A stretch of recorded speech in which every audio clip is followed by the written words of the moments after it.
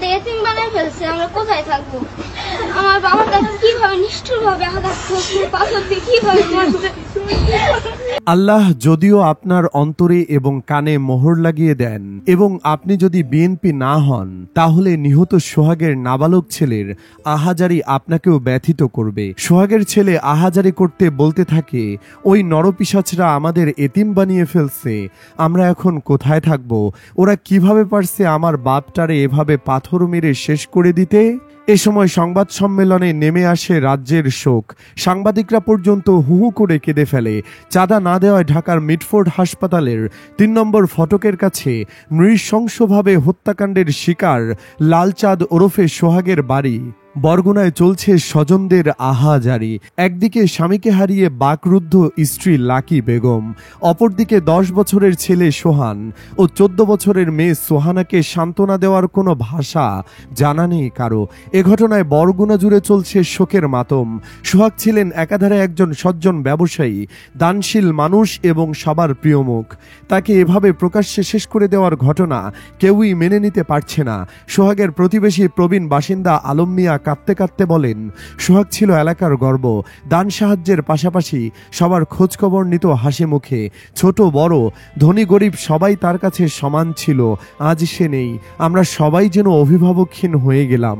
এরপর দাফনের সময় সবচেয়ে মর্মান্তিক চিত্র দেখা গেছে সোহাগের পরিবারের মধ্যে। 10 বছরের ছোট্ট ছেলে সোহান বাবার কবরের পাশে দাঁড়িয়ে ফুপিয়ে ফুপিয়ে বলছিল, আমার বাবাকে ওরা এভাবে মেরে ফেললো, আমরা এখন কোথায় যাব? কার কাছে থাকব? কে আমাদের ভরণ পোষণ দেবে? আমার বাবা মানুষজনকে সাহায্য করত, এখন আমাদের অন্যের সাহায্য নিয়ে বেঁচে থাকতে হবে।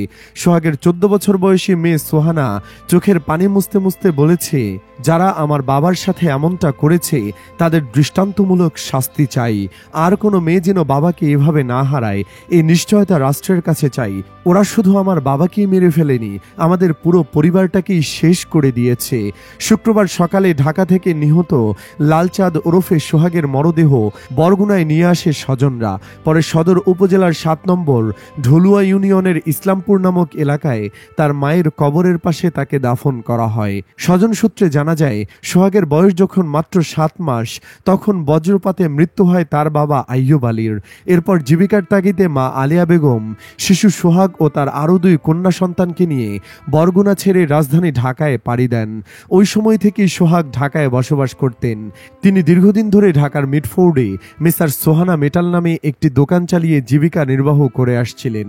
ওই ব্যবসা প্রতিষ্ঠান থেকে প্রতি মাসে 2 লাখ টাকা চাঁদা দাবিকে কেন্দ্র করি স্থানীয় বিএনপির নেতার সঙ্গে দ্বন্দ্ব শুরু হয় তার। চাঁদার টাকা দিতে রাজি না হয় একসময় সোহাগের ব্যবসা প্রতিষ্ঠান তালাবদ্ধ করে অভিযুক্তরা। এরপর বুধবার বিকেলে বাসা থেকে ডেকে নিয়ে চাঁদার দাবিতে সোহাগকে আটকে রেখে দফায় দফায় চাপ প্রয়োগ করা হয়। এতেও চাঁদা দিতে অস্বীকৃতি জানালে সোহাগকে নির্মম ও নিষ্ঠুরভাবে পাথর মেরে শেষ করা হয় বলে জানান তার স্বজনরা। নিহত সোহাগ ও তার স্ত্রী সন্তান নিয়ে ঢাকার জিঞ্জিরা কদমতলী কেরানীগঞ্জ মডেল টাউন নামক এলাকায় বসবাস করতেন। নিহত সোহাগের মেয়ে সোহানা ও ছেলে সোহান বলেন, চাঁদা দিতে রাজি না হওয়ায় বাবাকে শেষ করে ফেলা হয়েছে, আমরা এখন এতিম হয়ে গেছি, আমরা এখন কোথায় গিয়ে দাঁড়াবো? সোহানের বোন ফাতেমা বেগম বলেন, আমার ভাই প্রায় 10-15 বছর ধরে ব্যবসা করছিলেন। প্রতি মাসে তার কাছে 2 লাখ টাকা চাঁদা দাবি করা হয়। এছাড়াও তার ব্যবসাটাও নিয়ে নিতে চেয়েছেন অভিযুক্তরা, তবে আমার ভাই তাদেরকে চাঁদা দিতে অস্বীকৃতি জানায়। পরে তারা আমার ভাইকে ডেকে নিয়ে মারধর করেন এবং নির্মমভাবে পাথর মেরে শেষ করেন। সোহাগের মামা মোহাম্মদ মন্টু মিয়া বলেন, সোহাগ অনেক ভালো ছেলে ছিল, তাকে যেভাবে মারা হয়েছে ওইভাবে কোনো পশুর সঙ্গেও কেউ আচরণ করে না। যারা এ ধরনের কাজ করেছে আমরা তাদের সঠিক বিচার চাই, ফাঁসি চাই। নিহত সোহাগের স্ত্রী লাকি বেগম বলেন, দীর্ঘদিন ধরেই আমার স্বামীর দোকান থেকে চাঁদা দাবি করে আসছিলেন ঘাতকরা। আমার স্বামীর ব্যবসা তাদের সহ্য হচ্ছিল না, তারা প্রতি মাসে 2 লাখ টাকা করে চাঁদা চাইছিল। আমার স্বামী তা দিতে চায়নি, আর এ কারণেই নির্মমতার শিকার হতে হয়েছে তাকে। সুপ্রিয় দর্শক, যেহেতু সিসিটিভি ফুটেজ সহ সব প্রমাণাদি আছে, তাই আপনি কি চান ঘাতকদের 24 ঘন্টার মধ্যে ফাঁসি নিশ্চিত করা হোক? কমেন্ট বক্সে জানিয়ে দিন আপনার মতামত। ভিডিওটি ভালো লাগলে লাইক দিন এবং শেয়ার করুন। পরবর্তী আপডেটের জন্য চ্যানেলটি সাবস্ক্রাইব করুন।